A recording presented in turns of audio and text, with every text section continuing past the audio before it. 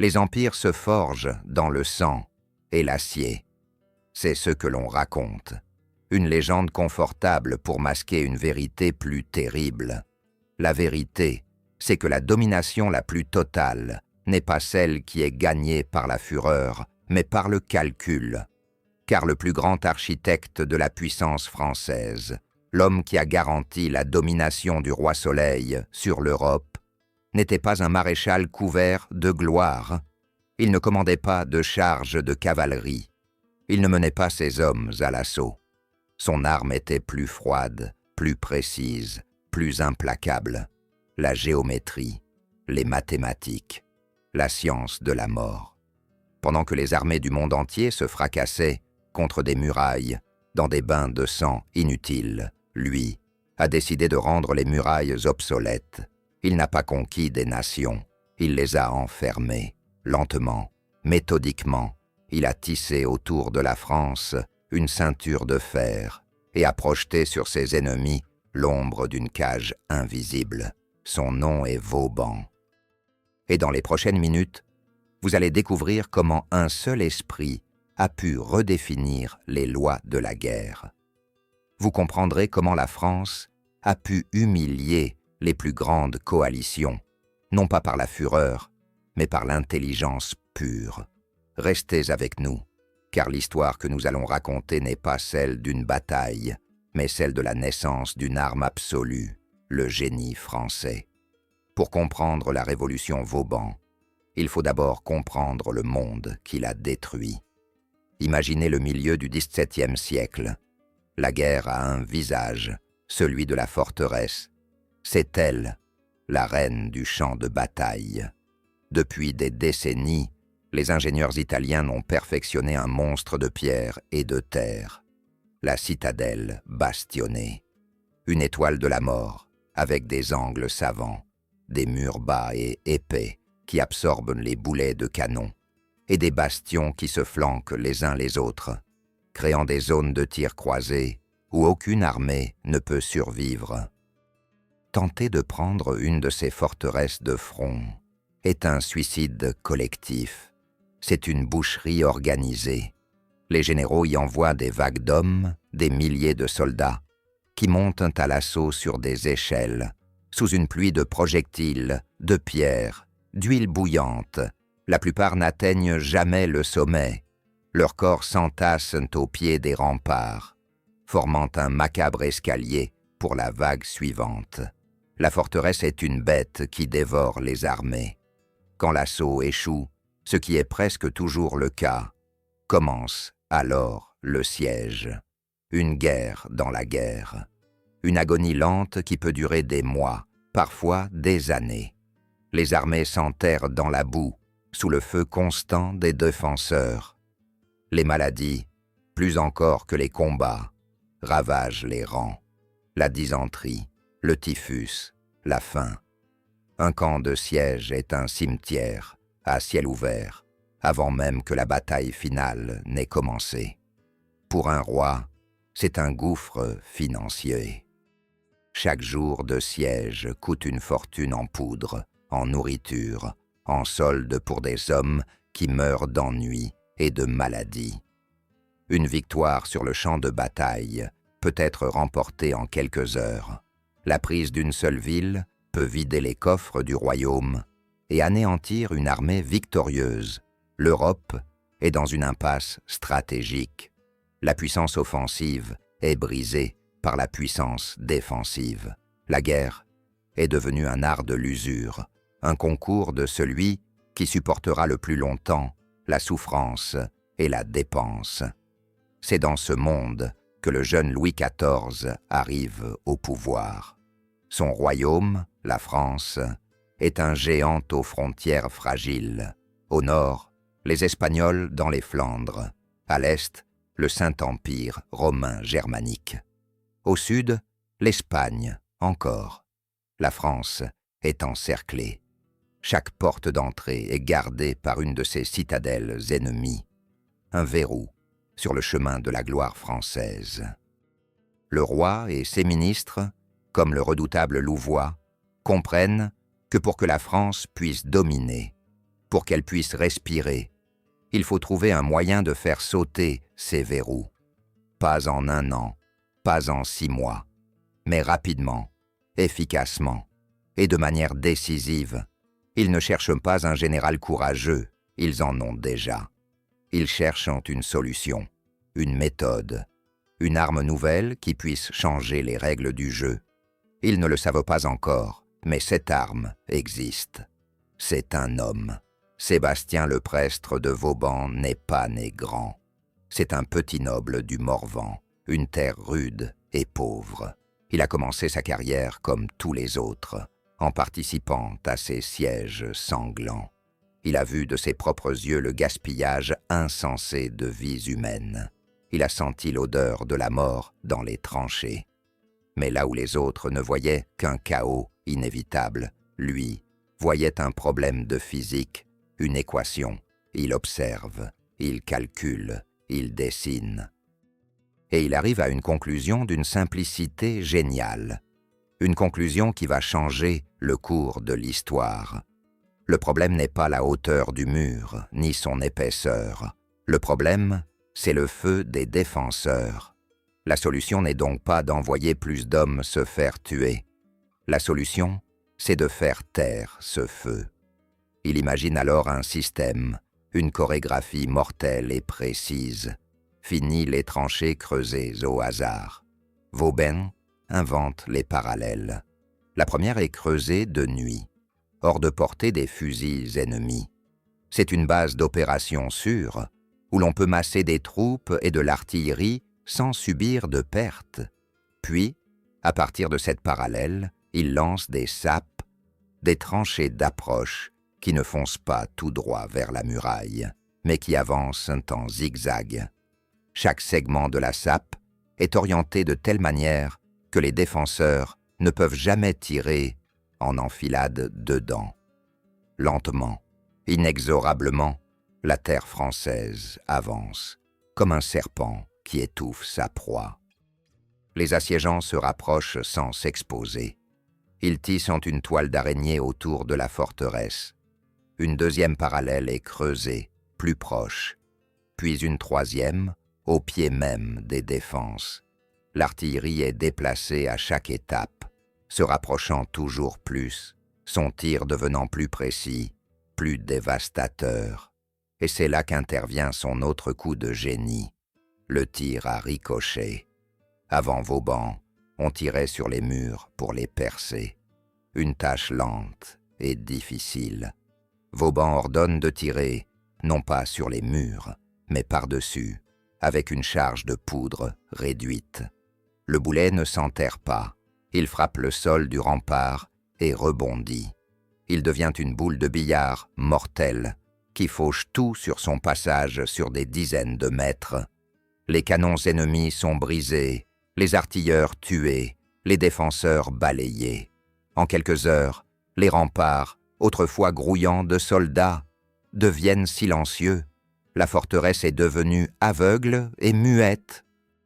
Elle n'est plus qu'une coquille vide, attendant le coup de grâce. Le siège n'est plus un pari sanglant.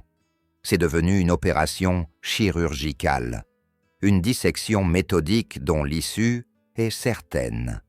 La seule question n'est plus si la ville va tomber, mais quand. Vauban a transformé la guerre de siège en une science exacte, une science de la mort. Et il s'apprête à en faire la démonstration aux yeux d'une Europe terrifiée. L'année 1673 marque un tournant. Louis XIV, à la tête de la plus grande armée d'Europe, marche sur la Hollande. Sur son chemin se dresse la ville de Maastricht. C'est plus qu'une ville, c'est un symbole.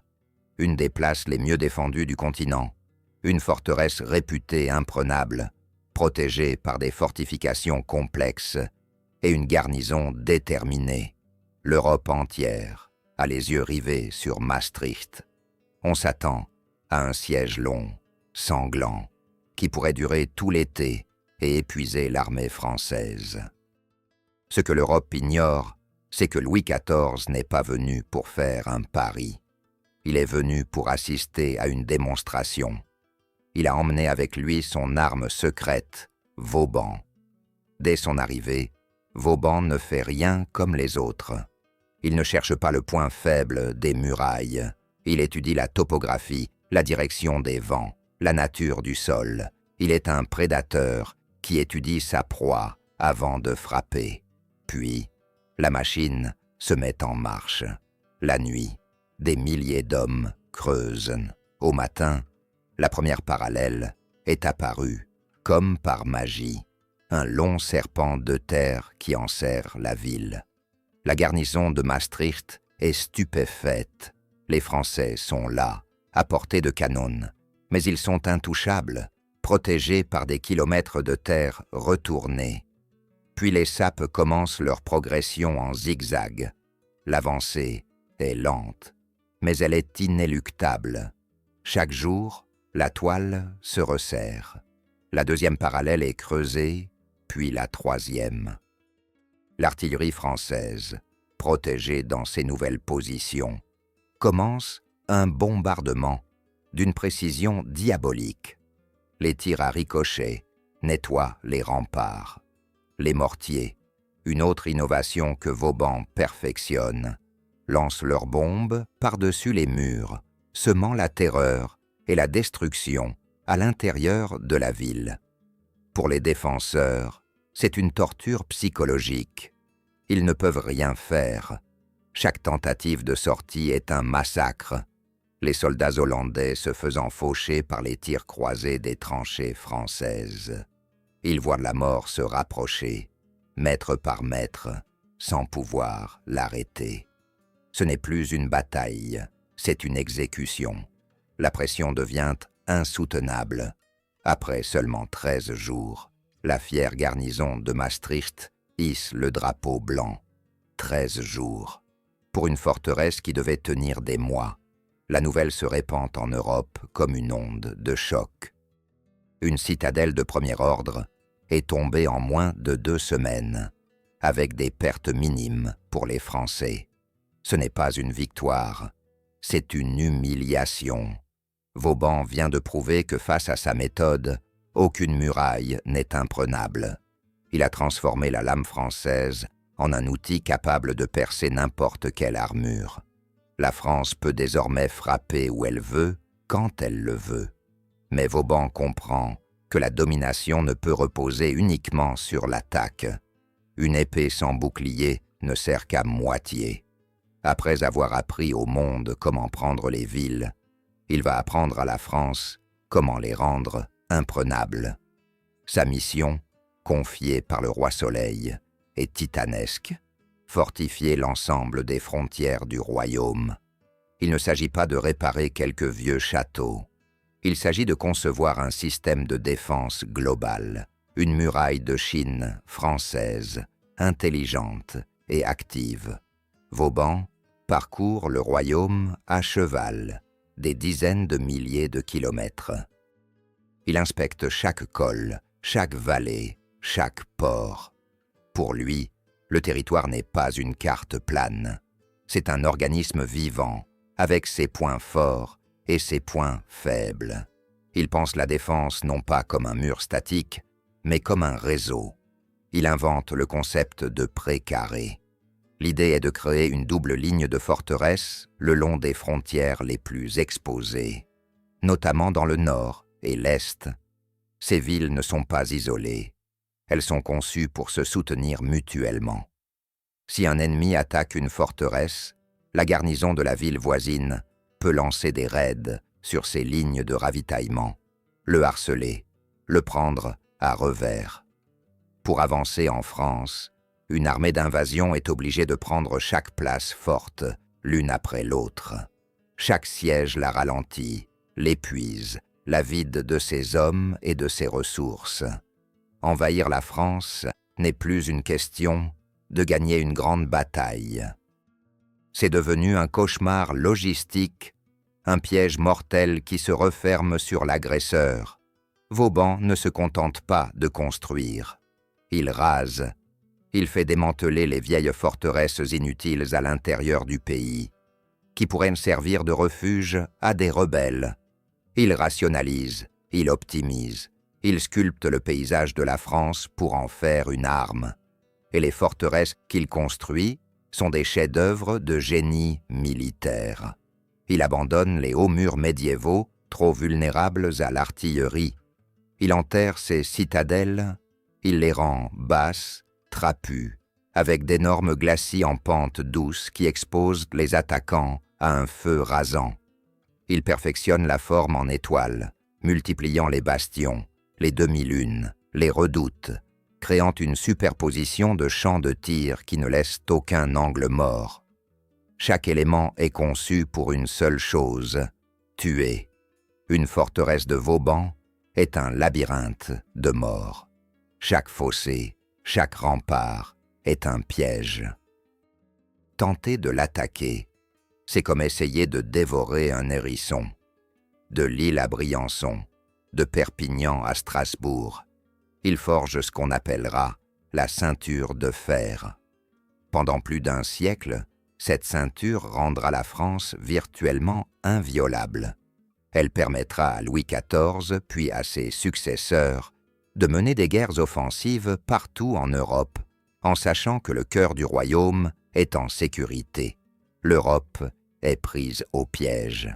Elle ne peut pas attaquer la France, et elle ne peut pas se défendre contre elle.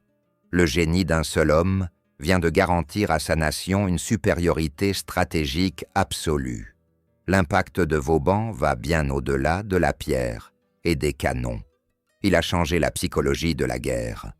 Pour les ennemis de la France, voir arriver Vauban devant les murs de leur ville est une condamnation à mort. Sa réputation le précède. On raconte que « ville assiégée par Vauban, ville prise ». C'est une prophétie auto-réalisatrice. Les garnisons sont démoralisées, avant même que le premier coup de pioche ne soit donné. Elles savent qu'elles n'affrontent pas seulement une armée, mais une certitude mathématique. La résistance devient futile, une simple question de temps, avant l'inévitable. Cette guerre psychologique est aussi dévastatrice que ses canons. Elle brise le moral, accélère les redditions et économise le sang français. C'est le triomphe de l'intelligence sur la force brute, une forme de domination subtile mais totale. Au sein de l'armée française, l'effet est inverse. La méthode Vauban instille une confiance inébranlable. Les soldats ne sont plus de la chair à canon envoyée à l'abattoir. Ils sont les pièces d'un mécanisme parfaitement huilé. L'ingénieur devient aussi important que le général. Vauban lui-même était le premier à se soucier de la vie de ses hommes. Sa célèbre maxime « Brûlons plus de poudre, versons moins de sang » n'est pas une simple phrase, c'est le principe fondateur de toute son œuvre.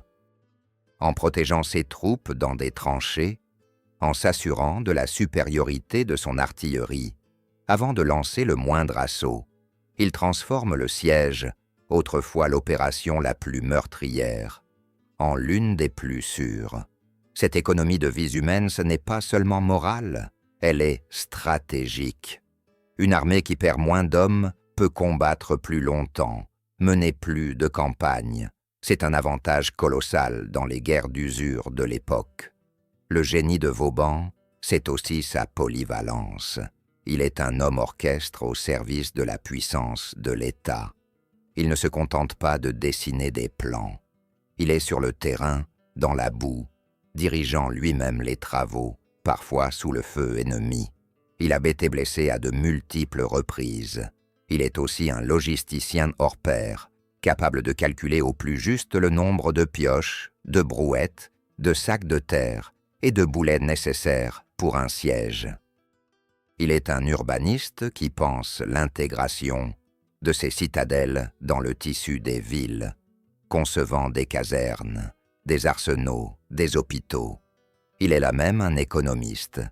Dans son projet de dîme royale, il proposera une réforme fiscale révolutionnaire, un impôt juste et équitable pour tous, qui aurait pu sauver la monarchie si on l'avait écouté. C'est l'incarnation de l'esprit français, du grand siècle, la raison, la méthode et l'ordre mis au service de la grandeur de la nation. Le résultat de cette révolution est visible sur toutes les cartes d'Europe. Pendant que l'Angleterre est une puissance navale, que l'Autriche regarde vers les Balkans et que la Prusse n'est encore qu'une puissance émergente, la France est la superpuissance terrestre incontestée. Elle peut mener la guerre sur plusieurs fronts simultanément. Ses frontières, protégées par la ceinture de fer, sont des bases de départ idéales pour des offensives éclairs en Allemagne, en Flandre ou en Italie. Ses ennemis sont contraints à une posture défensive permanente. Ils dépensent des fortunes pour copier les fortifications de Vauban, mais ils n'ont pas son génie systémique. Ils construisent que des forteresses quand lui a construit un réseau. Ils sont toujours en réaction, toujours avec un temps de retard. L'ascendant stratégique français est total. On estime que durant sa carrière, Vauban a dirigé une 50aine de sièges. Il les a tous remportés. Il a conçu ou amélioré plus de 160 places fortes. Pas une seule de celles qu'il a conçues comme une forteresse n'a été prise jusqu'à l'invention des nouvelles poudres explosives bien après sa mort. Son système a gelé la stratégie militaire pendant plus d'un siècle. Napoléon lui-même, un siècle plus tard, dira de Vauban qu'il était un génie dont les principes seraient valables pour toujours. C'est la plus haute reconnaissance possible. Le petit empereur, le dieu de la guerre de mouvement, reconnaissait la suprématie absolue du maître de la guerre de siège. Car Vauban n'a pas seulement donné à la France des murs, il lui a donné du temps, le temps de construire son administration, de développer son économie, de faire rayonner sa culture. La ceinture de fer n'était pas seulement un bouclier militaire, c'était l'incubateur de la puissance française. Le point culminant de son œuvre est peut-être la citadelle de Neuf-Brisach, en Alsace. Construite à partir de rien, sur une plaine, c'est la forteresse parfaite, l'aboutissement de toute sa pensée. Une ville octogonale, un chef-d'œuvre de symétrie et d'efficacité mortelle. Chaque rue, chaque bâtiment, chaque bastion est à sa place, pensé pour la défense. C'est plus qu'une fortification, c'est une utopie militaire, une ville idéale conçue par la raison pure pour résister au chaos du monde. Neuf-Brisach est le testament de Pierre de Vauban, le symbole d'un esprit qui a réussi à imposer l'ordre au cœur de la fureur de la guerre. Il a montré au monde que la plus grande force n'est pas celle qui frappe le plus fort, mais celle qui pense le plus juste. Il a forgé dans l'esprit de la France une conviction, celle que par l'intelligence et la méthode, rien n'est impossible. Aujourd'hui, les citadelles de Vauban ne résonnent plus du fracas des canons. 12 de ces créations sont classées au patrimoine mondial de l'UNESCO, admirées comme des trésors d'architecture. Mais il ne faut jamais oublier leur véritable nature. Ce ne sont pas des monuments, ce sont des armes, les dents et les griffes de la France, forgées par l'esprit le plus brillant de son temps. L'héritage de Vauban est un rappel puissant. Il nous enseigne que la grandeur française ne réside pas uniquement dans l'élan héroïque ou le panache de ses guerriers. Elle est aussi faite de patience, de méthode, de travail acharné et d'intelligence implacable. La France n'a pas seulement donné au monde des poètes et des révolutionnaires. Elle lui a donné des ingénieurs capables de plier la matière et la géométrie à leur volonté. Vauban est le symbole de cette autre France, celle qui ne subit pas, mais qui anticipe, celle qui ne charge pas tête baissée, mais qui analyse, planifie et exécute avec une précision froide. Il a prouvé que la pensée est l'arme ultime, capable de triompher là où la force brute échoue. Son œuvre est gravée dans le paysage de notre pays, un témoignage éternel de la puissance de la raison, au service d'une nation. Il n'était pas roi, il n'était pas maréchal, il était Vauban, et il a enfermé l'Europe dans une cage de fer pour que la France puisse devenir un empire.